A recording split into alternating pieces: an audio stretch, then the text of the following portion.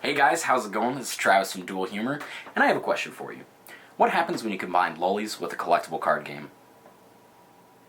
Every single Yu-Gi-Oh! Archetype that exists, and chiefly among them, we get Traptrix. So let's move on to this profile. I got a really spicy list for you. I hope you guys enjoy it.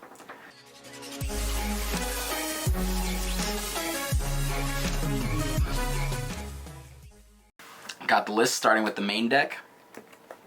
We run 3 Traptrix Mantis. This card is so amazing.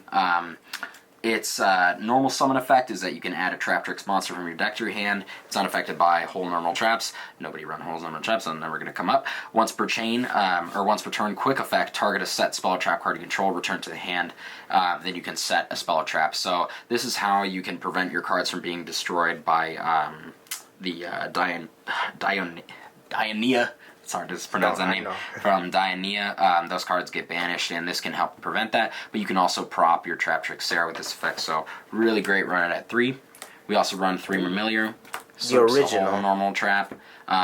So great. You want to open with this card. It's fantastic. What's it Search do? a trap. Search a trap? Search is a trap. On special, you can pop or spell a trap on your opponent controls. So really great at getting those set back row during your opponent's turn. Next, we run 3 Dionea. On normal summon, special a Traptrix from your graveyard. This is how you can facilitate your rank 4 plays. And when it's special summoned, you can recur a whole normal trap from your graveyard and put it back onto your field. So this is really great about how you can accrue resources and interruptions. You can kind of cycle through your traps and reuse them, so really fantastic. Then I run the Atrax. This is just a name.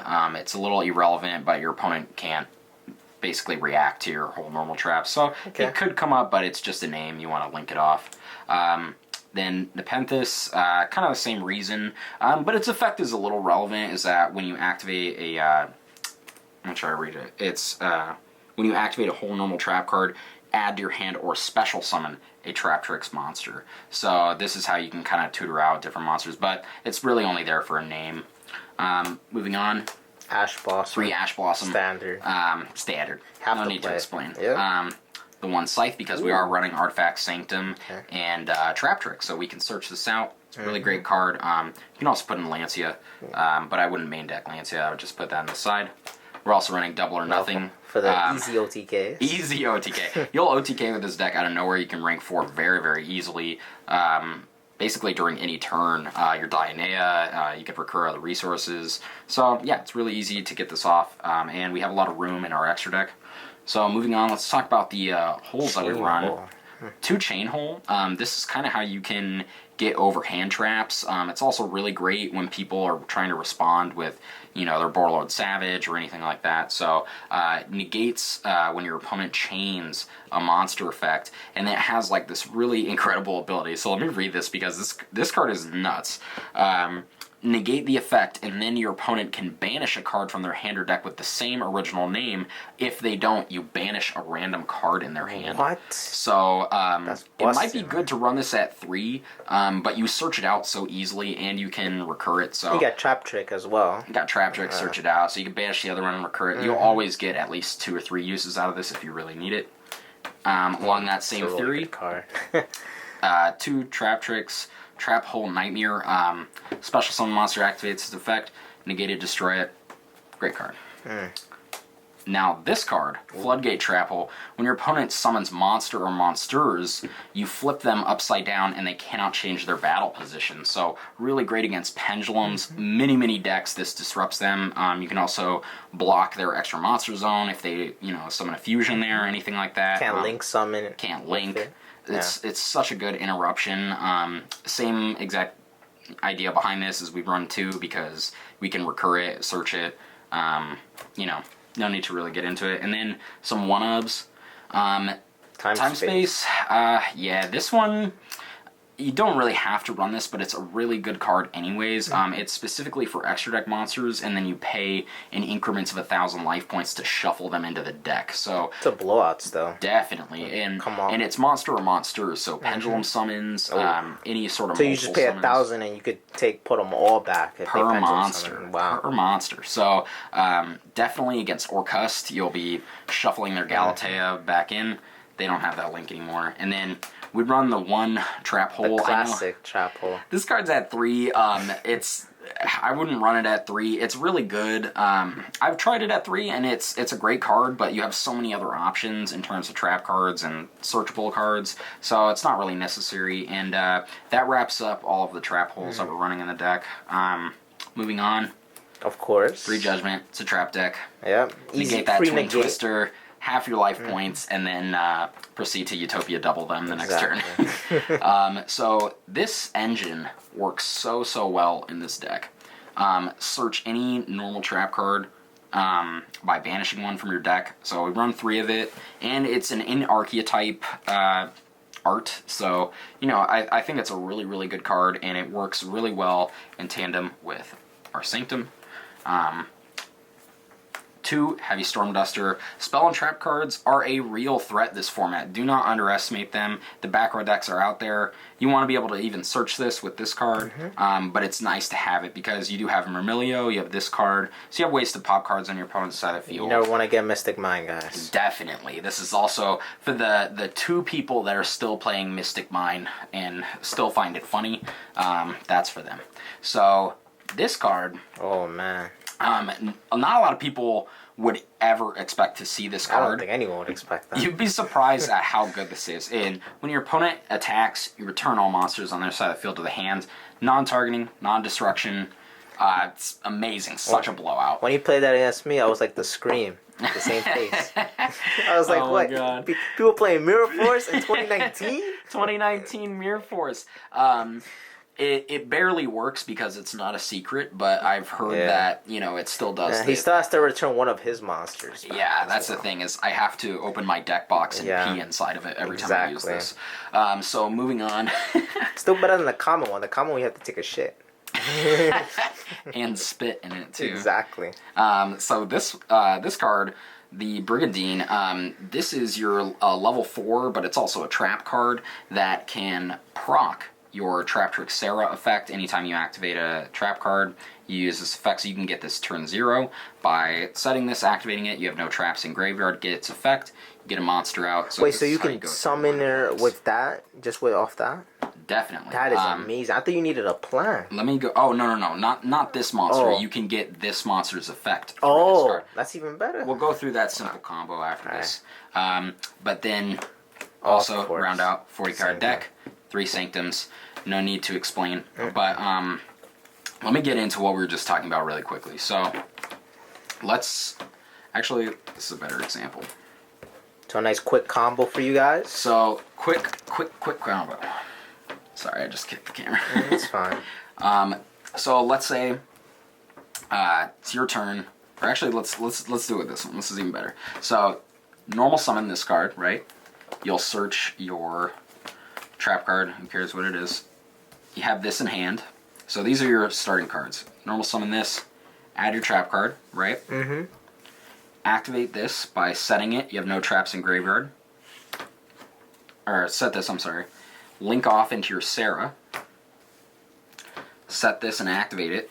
Trap card procs this effect, which gets you to summon a Traptrix from deck.